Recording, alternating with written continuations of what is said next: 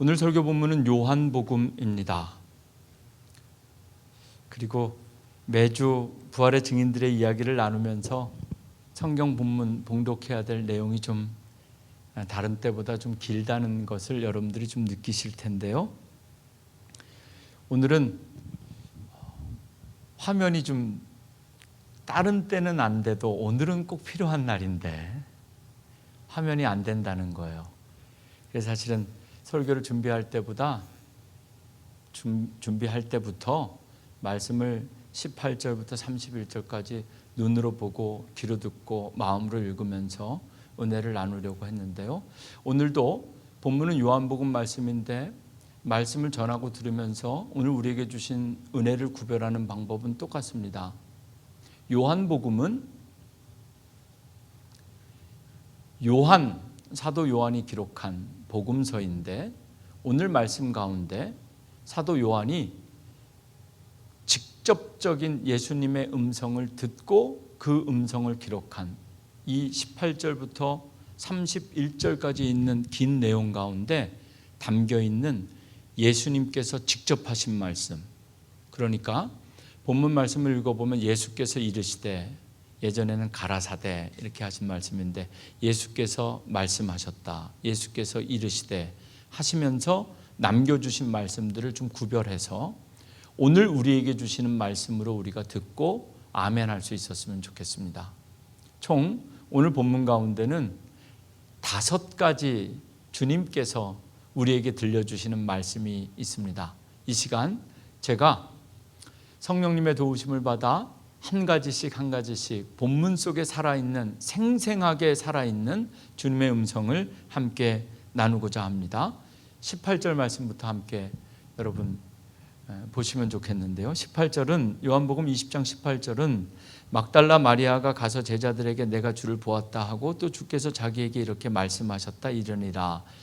원래 오늘 설교 본문은 19절부터 하면 되는데 18절을 함께 읽기를 원했습니다. 왜냐하면 이것은 2주 전에 부활의 첫 번째 증인 막달라 마리아에 대한 이야기, 그때 내가 주를 보았다 그리고 나에게 이렇게 말씀하셨다, 이것이 그날 2주 전 주일 설교 제목이었습니다.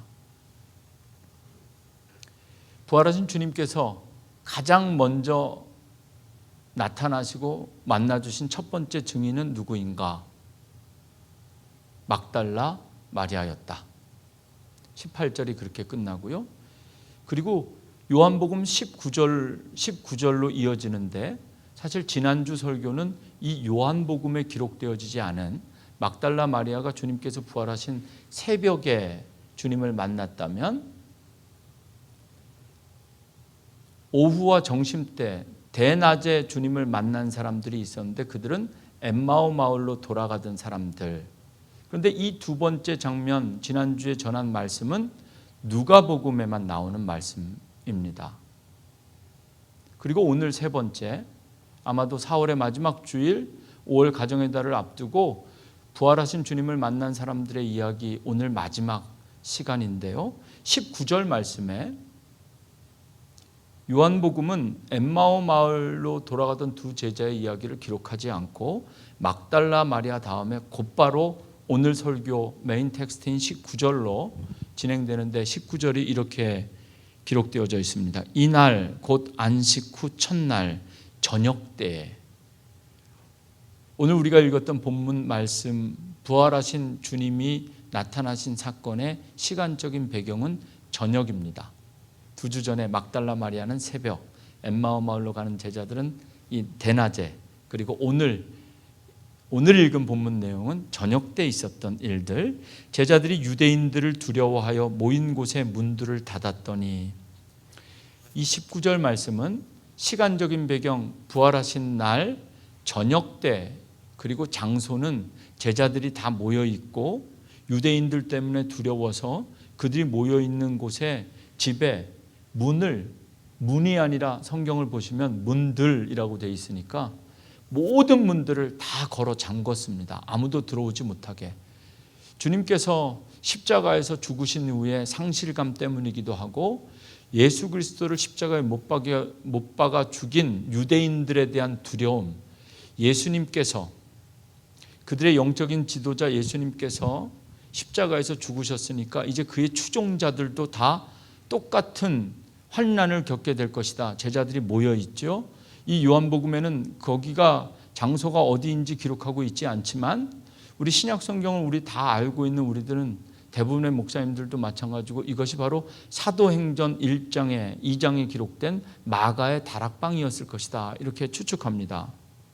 거기 모였을 때 19절 말씀에 예수님께서 이 부활하신 날 저녁에 제자들에게 하신 첫 번째 말씀이 있는데요.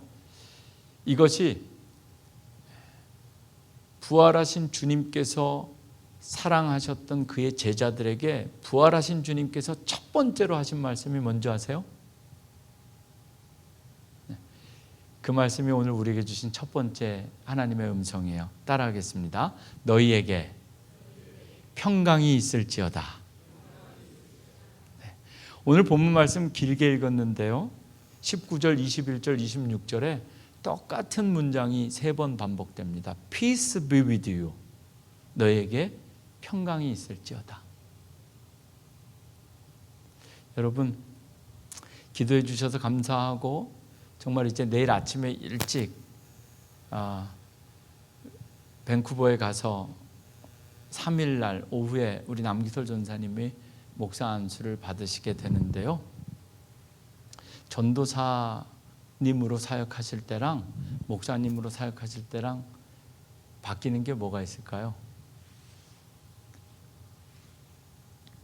가장 큰 변화는 이렇게 함께 담임 목사가 있는 교회에서 사역하실 때는 크게 모르는데 저 때만 해도 신학교를 졸업하고 시골이나 이런 데 부임해서 가거나 교회를 개척하면 전도사로 개척하면 한 4년 정도 전도사로 목회하면서 교단에서 시험 보고 검증하고 평가해서 다 통과되면 4년 후에 목사 안수를 받게 되는데 요즘 조금 짧아져서 한 3년 정도 과정을 밟으면 목사 안수를 받게 됩니다. 근데 전도사로 시골교회 파송을 가게 되면 전도사 때 몇 가지 제약이 있는데 축도를 못해요. 축도를 못해요. 그래서 최근 몇 년의 제 기억으로 최근에 그 교단, 특히 저희 교단에서 모여서 미국이나 특별히 해외 선교사로 가시는 분들은 이 축복기도 할 수 있는 권한이 안수받은 오데인 패스터들에게만 주어지는 축복권이기 때문에 그래서 한국의 모든 교단들이 신학교를 졸업하고 군목으로 가는 목사님들 그리고 선교사님들은 어떻게든 인센티브하게 과정을 마치고 무조건 목사 안수를 받고 가게 합니다. 그래서 똑같은 제 동기 신학생들도 군목 후보생들은 아예 안수 받고 군대를 가는 그런 특혜를 안수를 일찍 받게 되죠. 축도를 못하기 때문에 그렇습니다. 이제 이번 주에 우리 남기솔 전사님 안수 받으시면 다음 주에는 비행기 타고 가실 때는 전도사님이셨다가 비행기 타고 오실 때는 목사님이 돼서 오시면 다음 주에 목사 안수 받고 첫 번째 주일이기 때문에 다음 주에는 우리 남기솔 목사님이 되셔서 다음 주 5월 가정의 달 첫째 주 말씀을 전해 주실 거예요. 그리고 축도도 좀 준비하시라고 제가 그랬어요. 그런데 모든 개신교회 목사님들이 하는 축도는 고린도후서 13장 13절이죠. 거기에 말을 많이 섞기도 합니다. 우리 주 예수 그리스도의 은혜와 하나님의 사랑하심과 성령님의 교통하심이 너희에게 있을지어다. 이게 딱 오리지널 말씀입니다. 근데 여기에 이제 목사님들이 상황에 따라 우리 주 예수 그리스도의 크고 놀라운 엄청난 사랑과 이제 이렇게 축도들이 조금 변형되게 되는데요. 아마 우리 남기솔 목사님은 이제 목사 안수 받으시면 그 축도할 수 있는 내용을 처음에는 쉬운 것 같은데도 헷갈려서 잘 익혀야 되고 외우셔야 됩니다. 이 이야기를 왜 길게 하냐면 미국 쪽에서 혹시 여행 중에 미국인 교회나 이런 데서 예배를 드리면 미국 교회에서 미국 회중들이 예배 드리는 데서는 이 베네딕션 예배가 끝나는 맨 마지막 축도가 우리와는 좀 달라요. 그래서 이제는 우리 주 예수 그리스도의 은혜와, 오늘도 큰일인데 두 손 다 올려야 되는데 마이크가 고장 나가지고 될래는지 모르겠어요. 이렇게 축도하잖아요. 다음 주에 남기솔 전 목사님, 그리고 그 다음 주에는 한국에서 저희 아버님이 몬트리올을 방문하실 것 같아서 둘째 주에는 우리 성도님들에게 양해를 좀 구하고, 건강이 괜찮으시면 우리 아버님께 말씀을 좀 부탁, 어버이 주일입니다. 그날이. 그래서 제가 일부러 그렇게 한 건 아닌데 딱 그렇게 타이밍이 맞아서 말씀을 부탁드리려고 하는데, 아버님께서 나이가 많아서 설교 말고 축도만 하면 어떡하냐. 한국 분들은 원로 목사님이 축도해 주시는 거 되게 좋아하세요. 이렇게 막 흔들어야 뭐가 떨어진다고. 이제는 이러면서 우리 주 이렇게. 한국 교회들에서만 축도가 가지는 전통이에요. 미국 교회 방문해서 여행 중에 예배를 드려보면 맨 마지막에 목사님이든 전도사님이든 심지어 장로님이든 평신도든 상관이 없습니다. 사회 보던 사람이든 누구든 오늘 마지막 클로징 블레싱 베네딕션 누가 하겠습니까 하면 그냥 편안하게 아무나 눈 감을 필요도 없고 손을 들 필요도 없고 편안하게 축도를 그냥 해요. 그때 하는 축도문이 오늘 예수님께서 우리에게 주신 첫 번째 말씀입니다. Peace be with you. 너희에게 평강이 있을지어다. 그런데 이것은, 평강은, 오늘 이 본문 말씀의 평강은 예수님께서 하신 말씀을 요한이 기록한 요한복음에는 헬라어로 쓰여진 성경이니까 헬라어로는 에이레네라는 표현이고요. 이것이 히브리어로는 샬롬입니다. 근데 우리에게는 익숙하지 않지만 마치 한국 사람들이 만나면 밥 먹었습니까? 헤어질 때 우리 언제 밥 한번 먹읍시다. 미국 사람들이 만나면 How are you? See you again next time. 뭐 이렇게 인사하는 것처럼 그렇게 유대인들이 만날 때마다 샬롬, 에이레네 늘 익숙하게 하던 이야기입니다. 아마 부활하신 주님께서 이렇게 첫 하신 말씀이 특별한 문장이거나 특별한 표현이 아니라 늘 주변에서 흔히 듣던 그 이야기를 하시는 겁니다. 에이레네, 샬롬, peace be with you. 너희에게 평강이 있을지어다.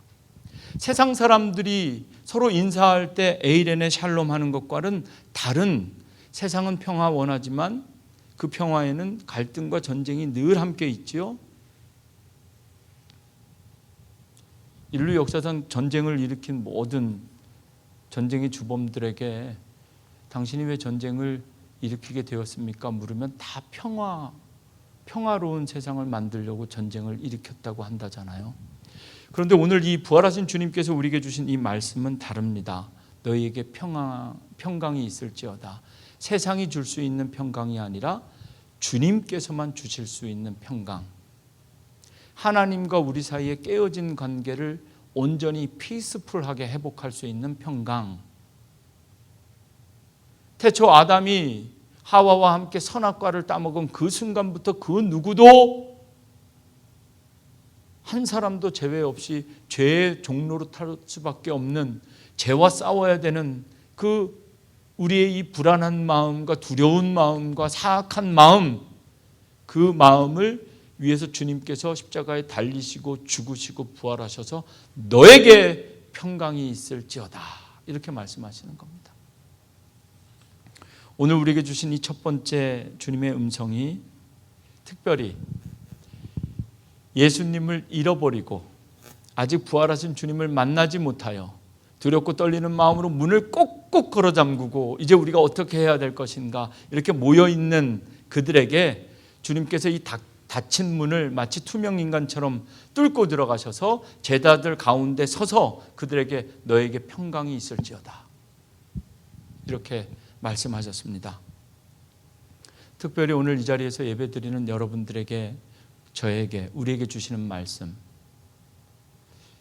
건강하게 살다가 우리 건강이 좀 약해질 때, 안정적으로 늘 아침마다 출근하고 퇴근하다가 갑자기 직장의 문이 막힐 때, 비즈니스가 늘 언제나 영원토록 잘 될 것 같았는데 뜻대로 되지 않을 때, 이런 우리 인생에 여러 가지 불안감들이 있을 수 있죠. 그런 분들에게 오늘 주시는 부활하신 주님의 위로의 말씀이고, 또한 특별히 이 말씀을 우리에게 적용하고 싶은 것은, 여러분, 믿음대로 살면서 말씀대로 살려고 노력하고 순종했는데 뜻대로 되지 않을 때, 세상 것 구하지 않고 정말 기도하면서 하나님께서 응답해 주실 때만 기다렸는데 여전히 응답되지 않을 때, 그렇게 주님만 바라보며 달려왔는데 갑자기 주님 십자가 위에서 사라지시고 이제 더 이상 만날 수 없는 그 두려움 속에 있는 제자들에게 두신 말씀처럼, 오늘 우리에게 주시는 말씀, Peace be with you, 주님께서 주시는 평화가 여러분과 여러분의 가정과 여러분의 직장과 여러분의 삶의 모든 환경 속에 충만하게 임할 수 있기를 주님의 이름으로 축원합니다. 아멘. 부활하신 주님을 만난다는 것은 부활하신 주님께서 주시는 평강을 누리는 삶입니다. 폭풍 가운데에서도 잠잠하게 주님을 바라볼 수 있는 그 평강이 우리에게 필요합니다. 이 말씀을 하시고 20절 말씀에 이어지는 말씀입니다. 이 말씀을 하시고 손과 옆구리를 보이시니 제자들이 주를 보고 기뻐하더라. 성경 공부는 아니지만 간단히 말씀드리면, 옆구리, 우리가 예수님의 옆구리를 볼 수 있는 건 요한복음 때문입니다. 여러분, 다른 복음서엔 옆구리가 안 나와요. 궁금하시면 오늘 저녁 때 한번 찾아보세요. 마가복음이나 누가복음은 못 박히신 손을 강조합니다. 못 박히신 손만 강조하죠. 그리고 발을 강조합니다. 손과 발을. 그런데 요한복음은, 요한은 옆구리를 이야기합니다. 그래서 못 박히신 손, 창 박히신 옆구리, 이렇게. 그래서 오늘 말씀을 계속 읽으면 나중에 도마에게도 옆구리를 만져보라 하시는 것은 요한이 기록한 특별한 관점인데, 아마도 많은 사람들이 십자가 위에서 예수님께서 당하신 그 최고의 고통, 사실 손에 못 박힌 것 때문에 생명의 그 고통은 뭐 우리가 쉽게 짐작할 수 없겠지만, 손에 못 박힌 것 때문에 생명이 오락가락하지는 않지만 옆구리는 다르죠. 그래서 요한복음 기록에 의하면 그 군사들이 십자가에 달리신 예수님의 옆구리를 창으로 찌르면서 그 옆구리에서 쏟아지는 피를 보게 합니다. 예수님께서 당하신, 우리의 죄 때문에 당하신 최고의 고난을 강조하기 위함이고, 또 하나는 십자가 위에서 완전히 죽으셨다라는 것을 강조하기 위한 요한의 특징이라고 추측되어집니다. 손과 옆구리를 보이시며 제자들이 주를 보고 기뻐하더라. 20절 말씀 읽으면 잘 이해가 안 되죠. 손에는 못 박히셨고 옆구리는 창에 찔리셨는데 그걸 보여줬더니 제자들이 기뻐했다는 겁니다. 도대체 제자들이 정신이 있는 건가 싶은데, 지금 우리 인생도 그렇죠. 손 못 박혀서 요것만 볼 때는 이게 제일 아픈 것 같고 힘들지만, 옆구리 찔리고 나면 손은 사라지는 거고, 평상시 같으면 예수님의 못 박히신 손과 옆구리 보면 막 안타까워 하겠지만, 십자가에서 죽으셨던 주님께서 다시 살아나시니까 못 박히신 손이든 창 박히신 옆구리든 상관없이 제자들이 기뻐했다는 겁니다. 얼마나 두렵고 떨렸으면 문들을 모두 닫아놓고 거기에서 이제 우리가 어떻게 살아야 될 것인가 하는 그들에게 주님께서 너에게 평강이 있을지어다 이렇게 첫 번째 하고 말씀하신 후에 옆구리를 보여주셨고 제자들이 기뻐했더라. 21절 예수께서 이제 두 번째 또 이르시되 너희에게 평강이 있을지어다. 아버지께서 나를 보내신 것 같이 나도 너희를 보내노라. 우리 다 함께 따라하겠습니다. 나도 너희를 보내노라. 오늘 부활하신 주님께서 우리에게 주신 두 번째 말씀입니다. 주님께서 부활하신 이유는 우리를 부르시는 것뿐만 아니라 보내시기 위해서. 오늘 예배를 통해서 다 설명드릴 수 없어서 그냥 간단하게만 설명드리면, 예수님께서 이렇게 말씀하셨어요. 아버지께서 나를 보내신 것처럼 나도 너희를 보낸다. 이 말씀을 가만히 보면 예수님은 두 가지 사명을 감당하시게 되죠. 선택받은 것과 보내지는 것입니다. 우리가 예수를 믿는다는 것은 그 종류가 어떤 것이든지 간에 우리에게 맡겨진 사명은 이거 두 가지입니다. 보내지거나 보내거나. 아버지께서 예수님께 하신 것처럼 예수님께서 제자들에게 하셨고 그 제자들도 똑같이 예수님께서 하신 것처럼 우리도 누구를 보내거나 I'm sending you. 두 번째 하신 말씀입니다. 내가 너희를 보낸다.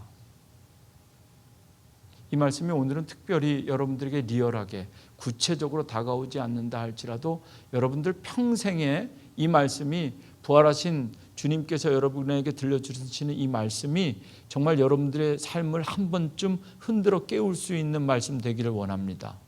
어디로 보낼 것인가? 올여름에 케이프 브레튼과 그리고 파라과이 선교를 준비하고 있는데요.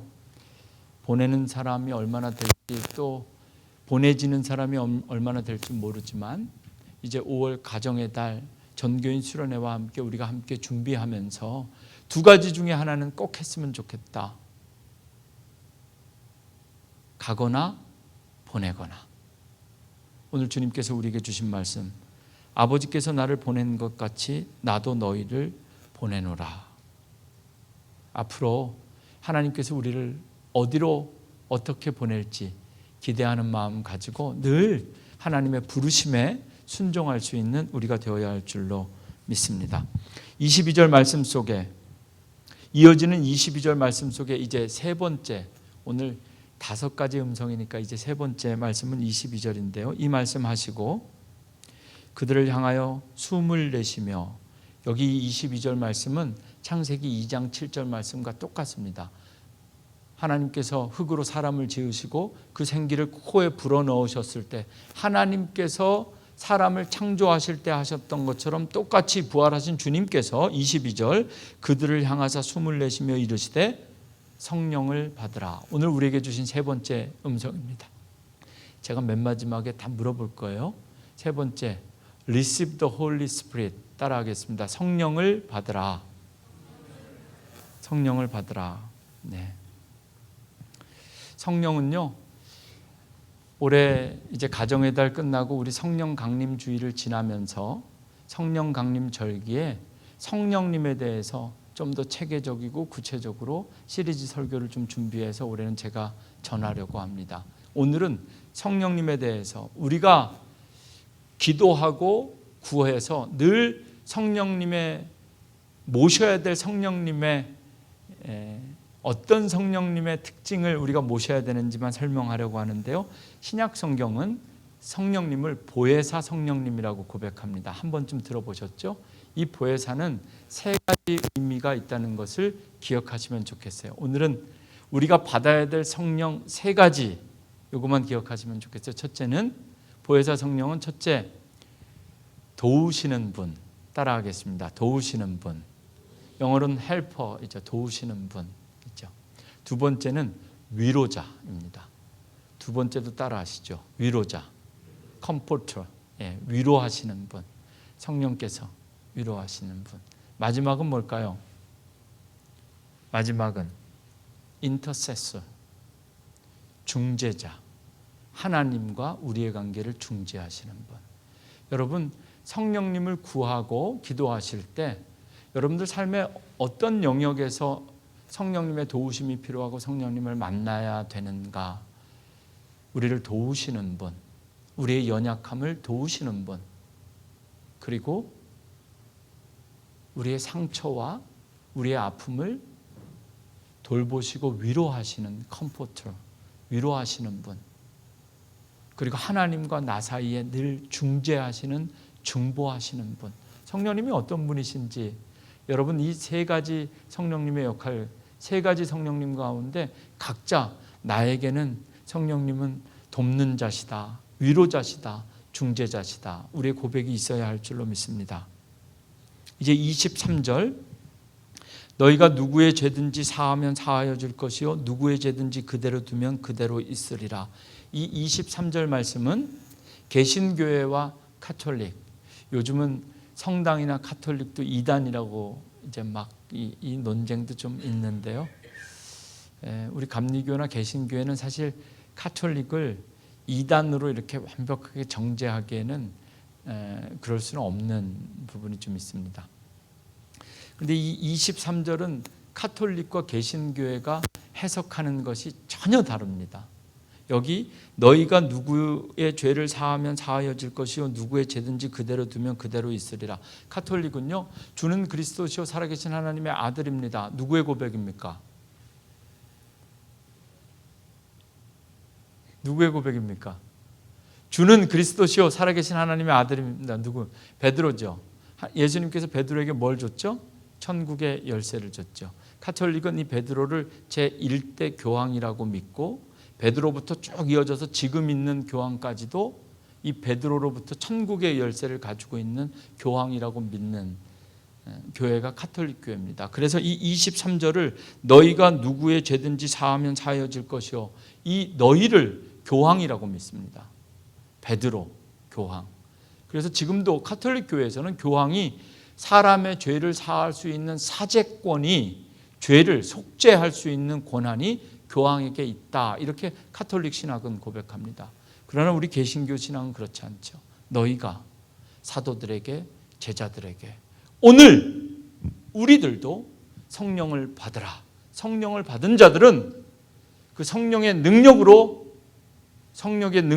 우리 가운데 나타날 수 있는 것이 무엇인가? 그것이 바로 23절이라고 우리는 고백하고 해석하는 겁니다. 누구든지 예수 이름 믿으면 멸망하지 않고 구원을 받으리라. 성령의 능력으로 내게 주신 복음을 전하면 그 복음의 능력으로 죄가 사하여질 것이고, 그 복음을 받아들이지 않으면 그 죄가 그대로 있으리라.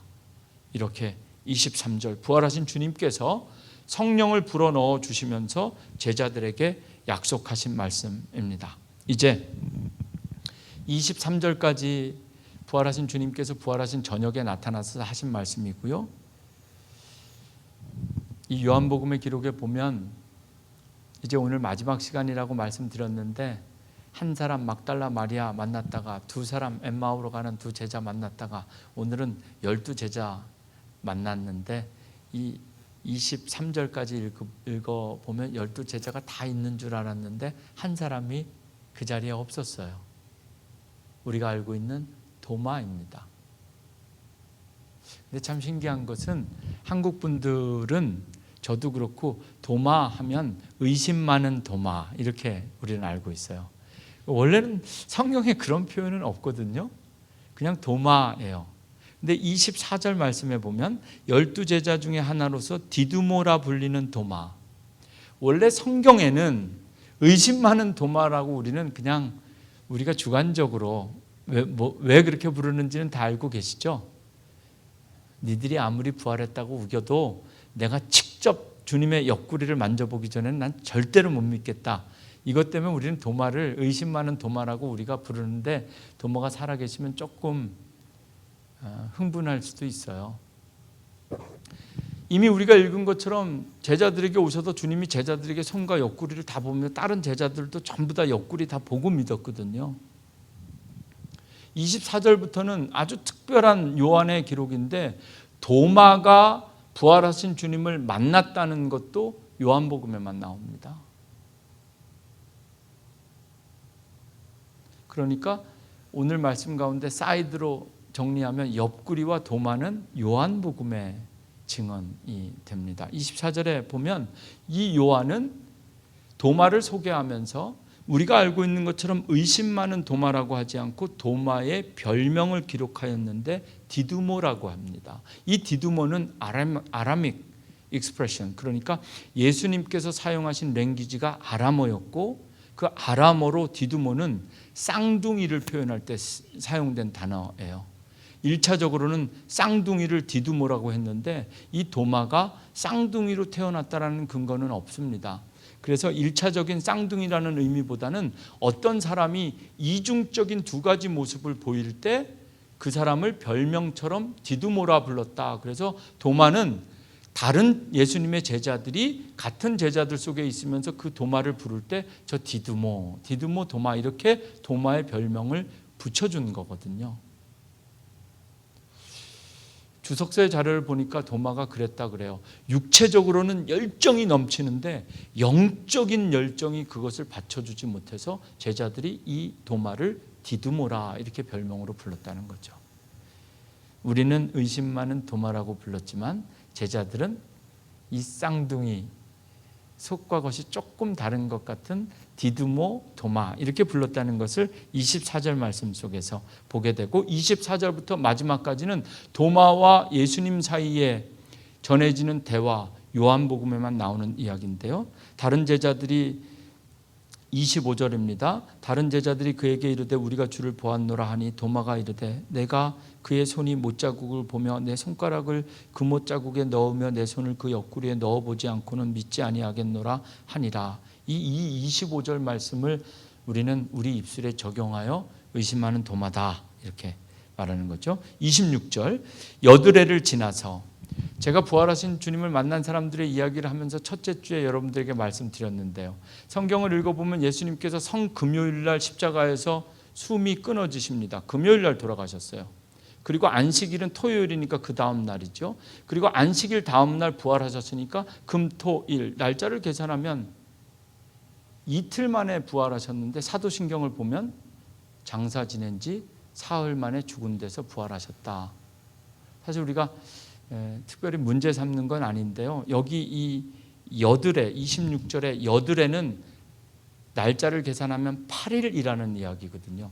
왜 이틀 만에 부활하셨는데 사흘, 3일이라고 고백하는 걸까? 여기 이 여드레도 8일인데 사실은 일주일 후 그 다음 주 안식일에 또 오신 거거든요.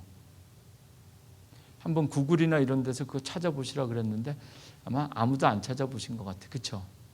그냥 뭐 목사님이 믿으라면 아멘 하니까 3일 만에 부활하셨다는데 우리의 날짜 계산법과 이 유대인과 성경의 날짜 계산법은 다른 거죠. 첫날까지 다 포함해가지고 3일 세는 겁니다. 우리는 2박 3일 이런 개념으로 해서 하루면 오늘부터 내일까지가 하루가 되지만 이들은 오늘부터 내일이라도 이틀이라고. 그래서 여기 이 26절 여드레는 예수님께서 부활하신 그 저녁에 제자들이 모여 있고 숨어 있는 것 같은 거기에 가서 다 말씀하시고 너에게 평강이 있을지어다. 내가 너희를 보내노라. 성령을 받으라. 세 번째 말씀까지 다 하셨는데 딱 보니까 누가 없어요? 도마가 없어요. 그래서 한 주 있으셨다가 40일 동안 부활하신 주님께서 이 땅에 계셨으니까 그 다음 주 주일에 다시 한번 제자들에게 찾아가서 도마에게 한 번 더 이제 지난주에 없었던 도마가 또 있으니까 도마를 포함해서 모든 제자에게 한 번 더 너희에게 평강이 있을지어다. 도마야 듣자 하니 너도 미처 만져보기 전에는 절대로 못 믿겠다고 하는데 한번 만져봐라 이러면서 지금 예수님께서 도마에게 하시는 말씀입니다. 여드레를 지나서 제자들이 다시 집안에 있을 때 도마도 함께 있고 문들이 닫혔는데 예수께서 오사 가운데 서서 이르시되 너희에게 평강이 있을지어다. 똑같은 말씀하신 거죠. 그리고 오늘 네 번째 도마에게 들려주신 말씀이 오늘 우리에게 들려주시는 네 번째 음성입니다. 도마에게 이르시되 내 손가락을 이리 내밀어 내 손을 보고 내 손을 내밀어 내 옆구리에 넣어보라. 그리하여 따라하겠습니다. 믿음 없는 자가 되지 말고 믿는 자가 되라. 네. 오늘 주님께서 우리에게 주신 네 번째 말씀인데요. 갈수록 어떻게 힘도 없어지고 기운도 좀 떨어지는 것 같아요. 믿음 없는 자가 되지 말고 믿는 자가 되라. 한글 성경은 믿음 없는 자, 믿음 있는 자 이렇게 구별돼서 문장을 번역했는데요. 영어 성경으로 보면 더 클리어합니다. Stop doubting. 의심을 멈추고 and believe. 믿어라. 여러분 오늘 마지막 시간입니다. 부활의 증인들에 대한 마지막 시간입니다. 부활하신 주님을 만나기 원하신다면 주님께서 부활하셨는가? 죽은 자가 다시 살 수 있는가? 이 의심을 가지고 이 의심을 이기고자 믿음으로 아무리 싸워도 여러분들은 부활하신 주님 믿을 수도 없고 만날 수도 없습니다. 스탑! 의심을 멈추고 믿어라. 본문이 길지만 정말 부모님 마음으로 잘 이해하셔야 돼요. 그딴 식으로 살려면 나가란 얘기가 아니라 똑바로 살으라는 이야기죠. 자녀들에게 주는 부모의 권면. 주님께서 지금 옆구리를 만져보고, 그래 지난주에 왔었는데 다른 제자들 다 봤는데 너도 꼭 만져봐야 믿는다니까 너도 좀 만져봐라. 지금 예수님께서 도마에게 하시는 말씀은 뭐든지 다 꼭 만져보고 믿어라. 도마 말고 또 누구? 들어와라 말이지. 내 손이 여기 있고 내 옆구리가 여기 있고 내 못 박힌 손이 여기 있으니 누구든지 와서 만져라. 그리고 믿어라. 이렇게 말씀하시는 것이 아니라 도마에게 만져보게 하신 다음에 의심하지 말아라. 여러분, 부활하신 주님께서 우리와 함께 하심을 의심하지 마십시오. 여전히 꽉 막힌 것 같은 현실 속에서도 절대로 의심하지 마십시오. 사단이 주는 마음입니다.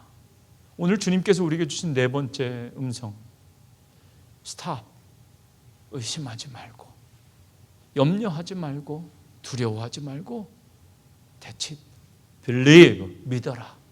부활하신 주님을 믿어라. 부활하신 주님이 지금 내 앞에 있다는 것을 믿어라. 첫 열매가 되셨으니 너도 반드시 부활하게 될 것이다. 부활하게 될 것이다. 내 인생의 마지막이 어떻게 될 것인가 의심하지 마십시오. 부활하신 주님께서 우리에게 새 길을 열어주셨습니다. 우리도 주님처럼 새 몸을 입고 반드시 부활하게 될 것입니다.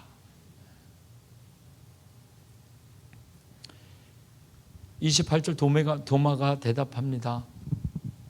우리는 베드로의 신앙 고백만 알고 있는데 여기 도마의 마음이 어땠을까? 일주일 동안 생각을 해봤는데도 저는 잘 모르겠어요. 괜히 만졌다 이랬을까? 아니면 만져보고 내가 믿었지만 앞으로는 달라야 되겠다. 성서학자들의 기록을 보면요, 요한복음은 1세기 후반에 쓰여졌습니다. 복음서 가운데서 가장 늦게 쓰여졌어요. 우리는 도마를 의심 많은 도마라고 말하지만 그 각종 기록과 전설에 의하면 도마는 만져봐야만 믿겠다고 말했던 그 의심하는 도마는 오늘 이 들려주신 모든 말씀, 평강이 있을지어다. 도마는 평강을 누렸고요. 내가 너를 보내노라. 도마는 인도까지 가게 됩니다. 그리고 성령의 능력으로 마지막까지 인도에서 복음 전하면서 순교하게 됩니다. 우리가 그렇게 함부로 의심 많은 도마였다라고 부를 수 있는 사실은 그런 주님의 제자가 아닌 거죠. 그제서야 아마 깨달았을 겁니다. 이미 인도까지 가서 부활하신 주님을 만난 그 도마의 의심 많은 도마의 생각과 삶과 모든 사명이 바뀌어서 인도에까지 가서 거기에서 순교, 역사적으로는 도마의 순교가 먼저고 그 이후에 이 요한복음이 1세기 후반에 쓰여지게 됩니다. 아마 요한복음을 기록한 요한은 다른 사람들의 이야기, 여기 어디에 베드로나 그 어떤 이야기도 없는데 도마의 이야기를 이 말씀에 남기고 오늘 우리에게 읽게 함으로써 어쩌면 우리도 보아야만 믿겠다. 이번에 내 기도 반드시 들어주시면 내가 정말 한번 믿어보겠습니다. 이렇게 믿어가지고 믿는 분 한 분도 못 봤습니다. 문제가 해결되면 믿음도 끝납니다. 베드로는 주는 그리스도시요 살아계신 하나님의 아들이라는 위대한 고백을 남겼지만 오히려 그렇게 아름다운 고백이나 표현할 정황도 없이 28절 도마가 고백합니다. 나의 주님이시요 나의 하나님이시니이다. My Lord, my God. 너무나 심플하죠.